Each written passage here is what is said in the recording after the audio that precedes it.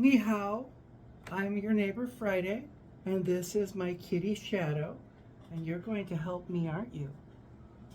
We're going to talk about sourdough bread. For that, I already have one, but the steps are the same to start your first one. Oh yes, you want to sniff? You want to see? I'm going to take off the cheesecloth, and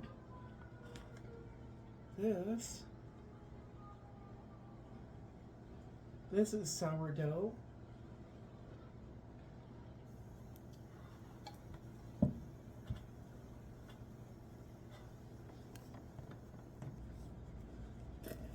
And this, stinky, this is also sourdough.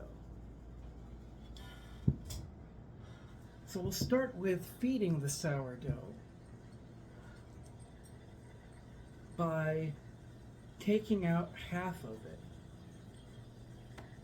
I'm going to use my little spatula and remove the dough that is in here.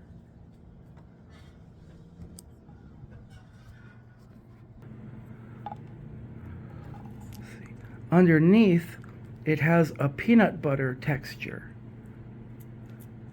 It's still a living culture.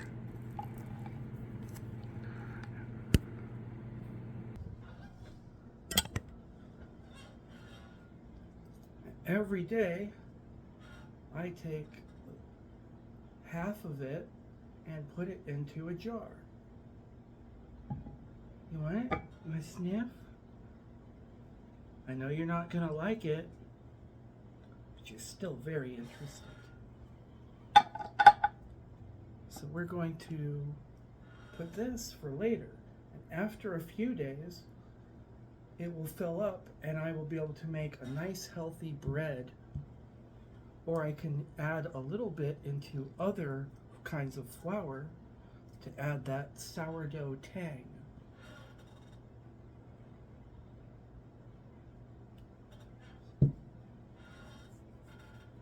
Starting a sourdough on your own is the exact same steps as we're going to do here, except we're feeding this one. I use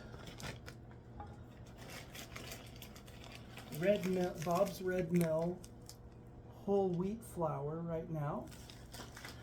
Whole wheat is a good flour for feeding a young sourdough and making it strong. So we're going to start with the way that you would make it, with a half cup of flour,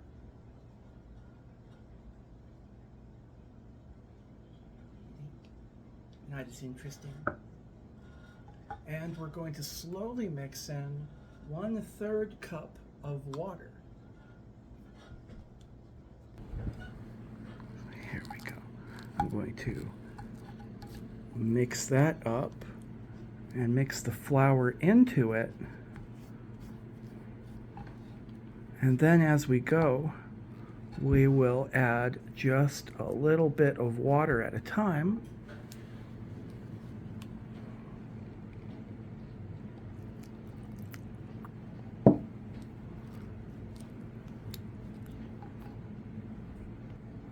Now that's starting to look better. If I was using all-purpose flour or artisanal bread flour, then I would probably only use 1/4 cup of water to a half cup of flour. But wheat is heavier and needs just a little more to be able to get it to mix into that nice texture. Once we have it nicely mixed together so that all the flour and water are worked into the same dough, we'll cover it with cheesecloth to protect it from any contamination, and I will fasten it with a rubber band. And then I'll put it back in my cabinet.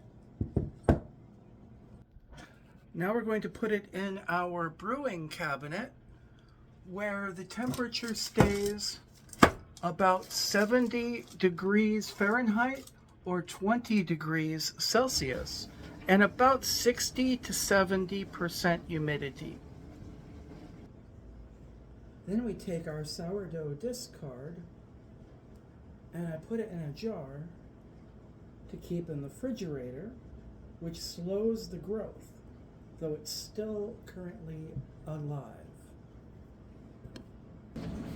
We don't need to put the lid on tight. We're just going to set it on there and place it inside the fridge near the center. Now, because of the wheat flour having its own yeast, I didn't have to add any of my own, though I do have yeast. Every day, I remove a little bit of the sourdough discard, and every day I feed it just a little bit of water and flour. And after every day, it doubles in size. So it's another living culture that we can enjoy and learn how to grow. It adds an interesting tang to the smell and the flavor. What do you have to say, Shadow?